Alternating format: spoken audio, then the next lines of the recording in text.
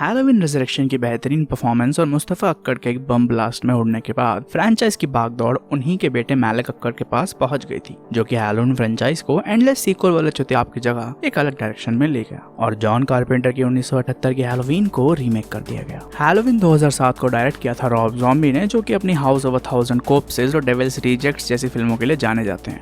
अब रीमेक से पहले हैलोवीन रिजरेक्शन के सीक्वल की भी बात चली थी और कई लोगों ने कई आइडियाज पिच भी किए थे, जिसमें से एक में तो माइकल और हेलरेजर के प्रीस्ट का क्रॉसओवर भी होने वाला था।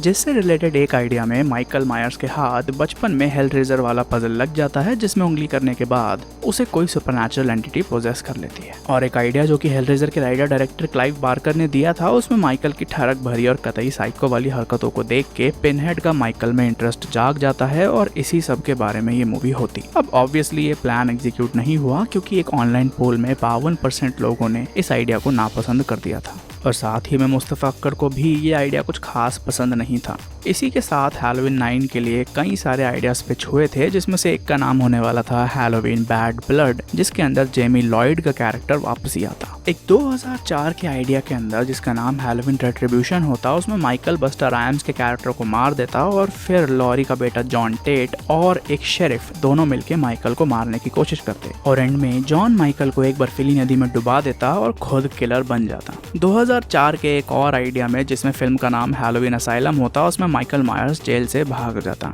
हैलोवीन मिसिंग ईयर्स नाम के एक और आइडिया में माइकल मायर्स का स्मिथ्स ग्रोव सैनिटेरियम का एक्सपीरियंस और हैलोवीन 3 के रिलीज के समय वो कहाँ था, ये सब दिखाया जाता। इसी दौरान मुस्तफा अक्कड़ और उनका बेटा Malik Akkad Halloween 6 the curse of Michael Myers के डॉक्टर टेरेंस विन के इर्द गिर्द एक कहानी पे काम कर रहे थे, जो कि बंद हो गया जब मुस्तफा अक्कड़ एक बम ब्लास्ट का शिकार हो गए, जिसके बाद उनके बेटे मैलिक अक्कड़ ने हैलोवीन फ्रेंचाइज को एक अलग दिशा में ले जाने का फैसला किया और फिर जून 2006 में डायमेंशन फिल्म्स ने अनाउंस किया कि रॉब ज़ॉम्बी हैलोवीन की अगली फिल्म को डायरेक्ट करने वाले हैं। रॉब ज़ॉम्बी जो कि ओरिजिनल के फैन हैं, उन्होंने ये ऑफर मिलते ही पकड़ लिया और out of respect John carpenter को भी इस रीमेक के बारे में इन्फॉर्म किया, जिस पे जॉन कारपेंटर ने उन्हें इस रीमेक को अपना खुद का बनाने को कहा और रॉब ज़ॉम्बी ने अनाउंस किया कि इस मूवी में एक प्रीक्वल और रीमेक दोनों के एलिमेंट्स होंगे और भतेरा ओरिजिनल कंटेंट भी होगा। साथ ही साथ रॉब ज़ॉम्बी ने अपनी पूरी क्षमता का उपयोग किया इस मूवी को ज़्यादा से ज़्यादा रियलिस्टिक और लॉजिकल बनाने में। ओरिजिनल हैलोवीन को लेकर सबसे बड़ी कंप्लेंट्स ये रहती थी कि इस मूवी में किसी भी चीज़ को ढंग से एक्सप्लेन नहीं किया गया है, जैसे कि माइकल ने बहन क्यों मारी, माइकल ने बाकी लोग क्यों मारे, उसने गाड़ी चलाना कहाँ से सीखा, वो मास्क क्यों पहनता है, वो एंड में कहाँ गया, उसे गोलियों से भी कुछ क्यों नहीं हुआ। और ऐसा ही हुआ। रॉब ज़ॉम्बी ने अपनी फिल्म में माइकल के कैरेक्टर और उसके एक्शंस में जितना हो सके उतना लॉजिक घुसाया और आइडियल कंडीशंस में ये एक अच्छी चीज़ होती, पर जब ओरिजिनल फिल्म काम ही अपनी मिस्टीरियसनेस की वजह से करी थी, तो रीमेक में लॉजिक घुसा के क्या ही उखड़ जाता। अब जब मैंने पहली बार हैलोवीन देखी थी, तो उसके तुरंत बाद ही मैंने रीमेक को भी देखा था और अपनी उस समय बनाई इन दोनों मूवीज के कंपैरिजन वाली वीडियो में भी यही कहा था कि ये मूवी ओरिजिनल से ज्यादा लॉजिकल है और ये एक अच्छी बात होनी चाहिए थी, पर एक्चुअली इस सारे लॉजिक और बैक स्टोरी की वजह से माइकल मायर्स की सारी मिस्टीरियसनेस और स्कैरीपना गायब हो जाता है। माइकल का लुक ऑब्वियसली बहुत ज्यादा अच्छा है और लोग ये भी आर्ग्यू कर सकते हैं कि ये माइकल ओरिजिनल माइकल से ज्यादा स्कैरी दिखता है और रॉब ज़ॉम्बी ने खुद ये कहा था कि इस मूवी का मास्क अभी तक के आए सारे सीक्वल्स के मास्क से बेहतर है और एकदम सही है और मैं एग्री करता हूँ।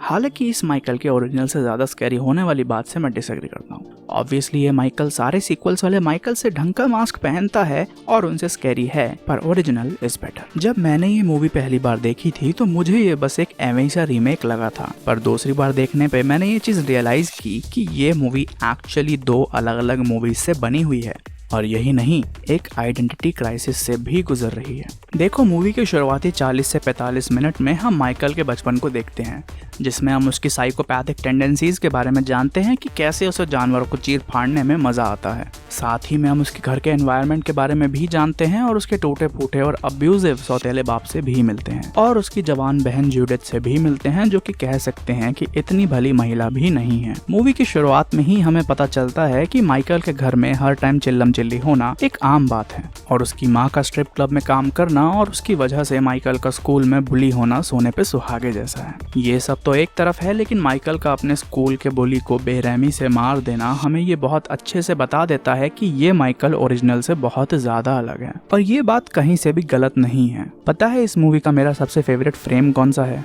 ये वाला। पता है क्यों? क्योंकि ये वाला मुस्टंडा माइकल सच में डरावना दिखता है, वो भी बिना मूवी के मेन मास्क के, सिर्फ अपनी कद काठी और पर्सनालिटी की वजह से। और मैं यही माइकल देखना चाहता हूँ, एक अलग माइकल, एक दूसरा माइकल। और वो माइकल हमें इस मूवी में देखने को भी मिलता है इस सीन में जहां वो इस ट्रक वाले बंदे का जंपसूट उधार लेता है। और अगर हमें इस पूरी मूवी में ये वाला माइकल देखने को मिला होता तो मैं और बहुत सारे लोग इस मूवी के भयंकर फैन होते। पर हमें क्या मिला? एक बेहतरीन माइकल मायर्स का कैरेक्टर जो कि मूवी के बीच में ही अपने घर के बेसमेंट में गड़ा हुआ एक मास्क निकालता है, जिसके बारे में भगवान जाने उसे कैसे पता है, उसे पहनता है और एक टोटली डिफरेंट कैरेक्टर जैसी हरकतें करने लगता है, जिसे बतेरे लोगों ने 30 साल पहले एक हैलोवीन नाम की मूवी में देखा था। और यही इस मूवी की सबसे बड़ी दिक्कत है, ये मूवी एक इतने बेहतरीन कैरेक्टर के अंदर के पोटेंशियल को वेस्ट कर देती है। हाँ, इसमें और भी दिक्कतें हैं, जैसे कि लॉरी का कैरेक्टर एकदम अनइंटरेस्टिंग है और मैं एज एन ऑडियंस मेंबर एक सेकंड के लिए भी उसके केयर नहीं करता। पर मूवी का सबसे बड़ा फ्लॉ है ओरिजिनल मूवी के रास्ते पे चलना। और हाँ, इस चीज के लिए हम डायरेक्टर को भी पूरी तरह ब्लेम नहीं कर सकते, क्योंकि भले ही उन्होंने इसमें लॉजिक और बेहतरीन कैरेक्टराइजेशन नाम के औजारों का प्रयोग किया हो, अंत में उन्हें बनाना तो एक रीमेक ही था। चलो अब कुछ फैक्ट्स की बात करते हैं। इस मूवी के एंड में माइकल लूमिस को ढेर करने के बाद लॉरी को मारने की कोशिश करता है और लॉरी माइकल के खोपड़े में गोली दे मारती है और मूवी खत्म हो जाती है। पर एक ऑल्टरनेटिव एंडिंग में लूमिस माइकल को लॉरी को छोड़ने के लिए मना लेता है और तभी पुलिस वाले वहां आके उसे गोलियों से भून देते हैं और यहाँ वो मूवी खत्म हो जाती। अब इस एंडिंग को इस मूवी में नहीं रखा गया और इसके अलावा और भी कई चीजें हैं जिन्हें इस मूवी के थिएट्रिकल वर्जन से हटा दिया गया या बदल दिया गया। एक मूवी का थिएट्रिकल और एक डायरेक्टर्स कट होना आम सी बात है, क्योंकि थिएट्रिकल कट्स ऑडियंस को ध्यान में रख के बनाए जाते हैं ताकि बॉक्स ऑफिस पे मूवी अच्छा परफॉर्म कर सके, और डायरेक्टर्स कट्स डायरेक्टर्स अपने विजन के हिसाब से बनाते हैं। बेस्ट केस सिनेरियो में डायरेक्टर्स कट्स सुपीरियर होते हैं और जॉर्ज ल्यूकस सिनेरियो में टट्टी होते हैं, और generally theatrical cuts widely available होते हैं और डायरेक्टर्स कट्स कम अवेलेबल होते हैं। पर रॉब ज़ॉम्बी फेमस हैं होम वीडियो में सिर्फ डायरेक्टर्स कट्स रिलीज करने के लिए, और उनके केस में थिएट्रिकल कट्स ज्यादा रेयर होते हैं। और इसीलिए अगर आप अब हैलोवीन 2007 को देखेंगे तो ये बहुत ज्यादा प्रोबेबल है कि आप उसके डायरेक्टर्स कट को ही देख रहे हैं, जिसके अंदर कई चीजें थिएट्रिकल कट से अलग हैं, जैसे कि माइकल का एस्केप सीन। थिएट्रिकल कट में गार्ड्स माइकल को एक नई जगह शिफ्ट कर रहे होते हैं और उस दौरान वो वहां से फरार हो जाता है। पर डायरेक्टर्स कट में 2 गार्ड्स माइकल के सेल में एक दूसरी फीमेल पेशेंट को ले जाके उसका रेप करते हैं। उसके बाद माइकल के मास्क को भी छेड़ते हैं, जिससे गुस्सा होकर माइकल उन दोनों को तोड़ देता है और फिर वहां से फरार होता है। साथ ही में डायरेक्टर्स कट में ये एक्स्ट्रा शॉट्स हैं जिसमें माइकल की ब्लैक एंड व्हाइट वीडियो है और उसके पीछे लूमिस अपनी असेसमेंट बता रहा होता है, और ये वाले शॉट्स एक्चुअली में लूमिस के कैरेक्टर के बारे में बहुत कुछ बताते हैं कि कैसे वो एकदम अनक्वालिफाइड है माइकल को ट्रीट करने के लिए। इस सब के साथ डायरेक्टर्स कट में लॉरी के पेरेंट्स के कुछ एक्स्ट्रा शॉट्स भी हैं और लॉरी का एक बेकल को अपनी उंगली से चोदने का सीन भी है। इस सब के अलावा जो भी चेंजेस डायरेक्टर्स कट में हैं वो एकदम माइनर हैं। एक फैक्ट ये भी है कि मूवी के रिलीज के 4 दिन पहले ही मूवी का एक अनफिनिश्ड प्रिंट लीक हो गया था। बहुतों को लगा था कि इससे मूवी की कमाई पे बुरा असर पड़ेगा, पर ऐसा कुछ नहीं हुआ और हैलोवीन 2007 सारे स्लैशर रीमेक्स में दूसरी सबसे ज्यादा कमाई करने वाली मूवी तो बनी ही, और हैलोवीन फ्रेंचाइज में 6ठी सबसे ज्यादा कमाई करने वाली मूवी भी बनी। अब हैलोवीन 2007 हैलोवीन के बाकी सीक्वल्स के मुकाबले एक ढंग की पिक्चर है और बतेरे लोगों को बहुत पसंद भी है। हालांकि क्रिटिकली इसने भी कुछ खास नहीं उखाड़ा, और जैसा कि मैंने बताया कि ये मूवी एक आइडेंटिटी क्राइसिस से गुजर रही है, जहां डायरेक्टर एक डायरेक्शन में जाना चाहता था और वो भी अपने बहुत अग्रेसिव विजुअल स्टाइल के साथ, और दूसरी तरफ प्रोड्यूसर मैरिक अक्कर जो कि एक नाइस, सेफ और ट्रेडिशनल विजुअल स्टाइल की पिक्चर चाहते थे, जिसके लिए उन्होंने डायरेक्टर रॉब ज़ॉम्बी के लिए कई सारे रूल्स बनाए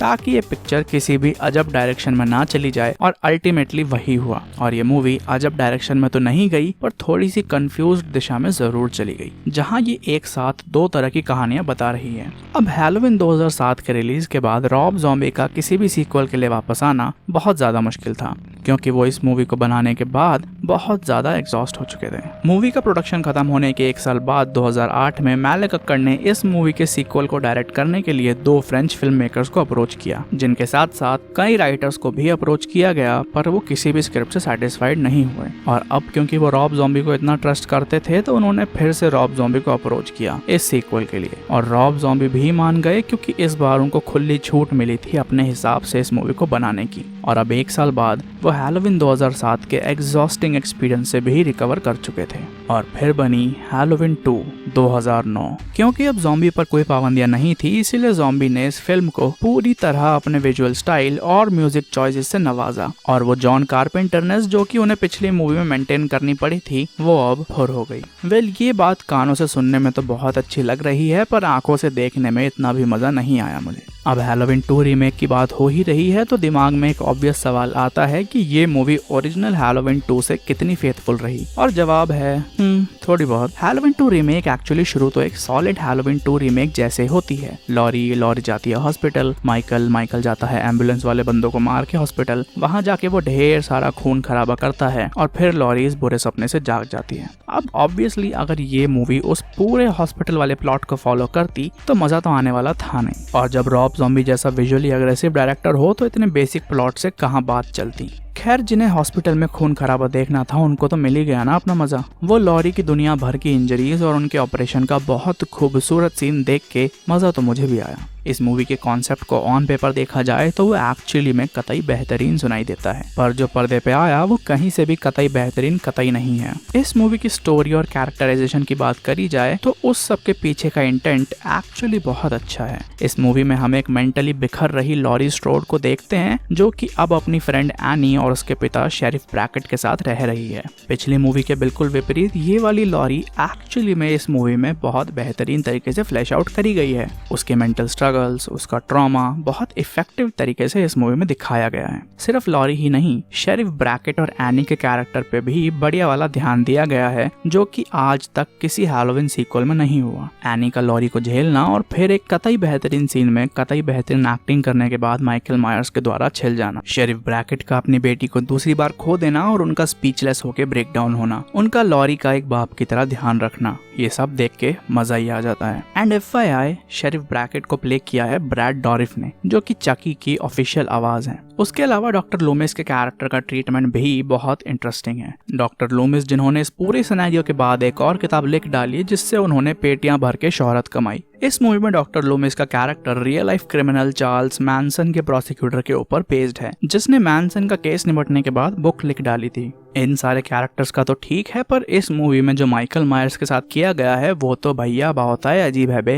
देखो, इस मूवी का यंग माइकल वाहियात है। डेग फेर्च ने उस रोल को परफेक्टली किया था और ये नया लुक का यंग माइकल एकदम फिसड्डी है। हाँ, वो बहुत अलग बात है कि हैलोवीन 2 के रीमेक की फिल्मिंग के टाइम पे डेग फेर्च एक्चुअली में कुछ ज्यादा ही बड़ा हो गया था, बट मुझे लगता है कि यंग माइकल की बेहतर रिकास्टिंग हो सकती थी। यंग माइकल की बेकार रिकास्टिंग एक्चुअली में इस मूवी के काइंड रश्ड प्रोडक्शन की तरफ इशारे करती है, जिसके और भी कई इम्पैक्ट्स हैं जो कि मैं आगे बताता हूँ। यंग माइकल तो यंग माइकल, लेकिन बड़े माइकल का बिना मास्क के घूमना और एंड में डाई बोल के चिल्लाना, और डायरेक्टर का कहना कि इस मूवी में माइकल बिल्कुल डिट्टो कतई सेम टू सेम है, ये सब इस मूवी की रश्ड प्रोडक्शन के साथ साथ रश्ड राइटिंग पे भी रोशनी डालती है। अब हाँ, हो सकता है कि रश्ड वाली बात सच ना हो, पर भैया राइटिंग और मूवी की क्वालिटी में कमी तो है ना। अब देखो, सिंपली लॉरी के साथ और लूमिस के साथ मूवी में अच्छी चीजें करी गई हैं, पर मूवी के अंदर माइकल के कैरेक्टर का होना बहुत ज्यादा हदों तक पॉइंटलेस है और इस मूवी की क्वालिटी को सिग्निफिकेंटली गिरा देता है। देखो, पहली मूवी में माइकल की मोटिवेशन क्या,